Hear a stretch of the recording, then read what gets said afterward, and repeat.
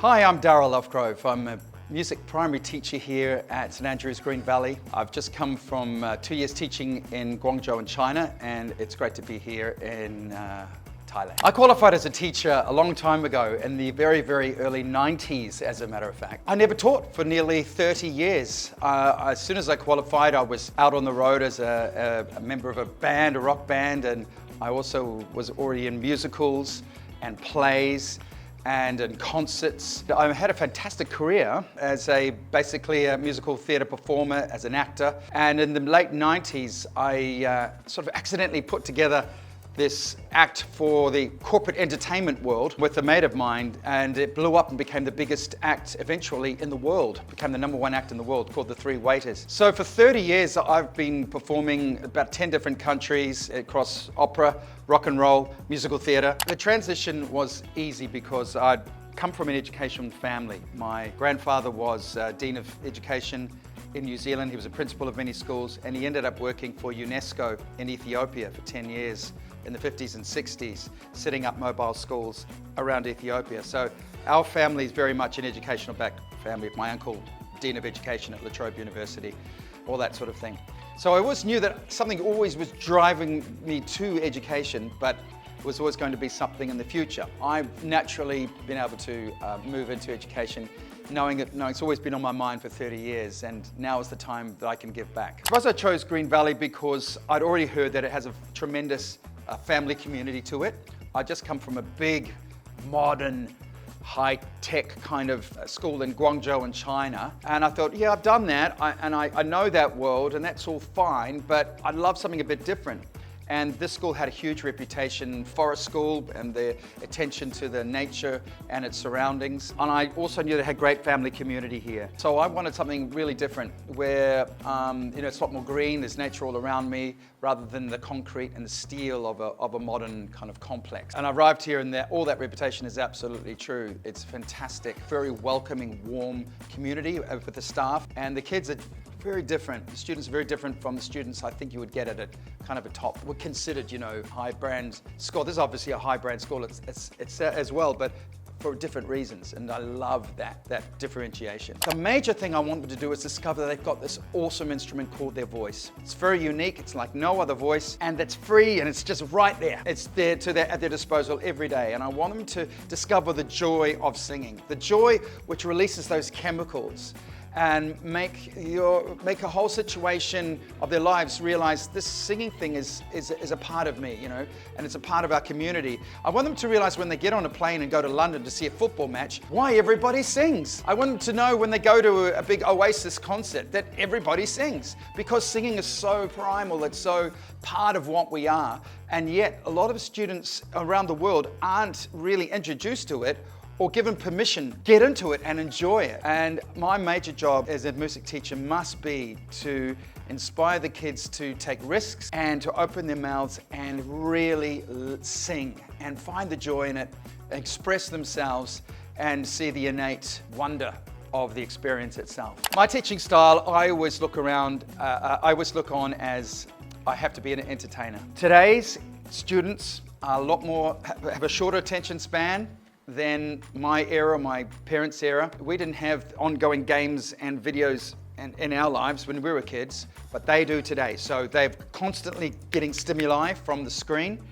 And if you're asking them to sit down, pay attention to something, it's very tough for them to do it. And so I have to be an entertainer. And they sit there, and I can see in their eyes, they sit back and they go, okay, Mr. Darryl, what have you got for us today? And I have to hit them hard with something that's gonna make them sit up and go, that looks interesting. Yep, I'll try that. Can you give me a stick? I want to hit that, or I want to play that, or I want to sing this, or learn this. And so I have to be an entertainer. I have to make them sit up and really pay attention and realize the innate fun. Fun's my #1 thing. It's got to be fun, because if it's not fun, I'm going to lose them. Lose at least some of them. They'll sit there going, I'm switched off, I'm looking out the window.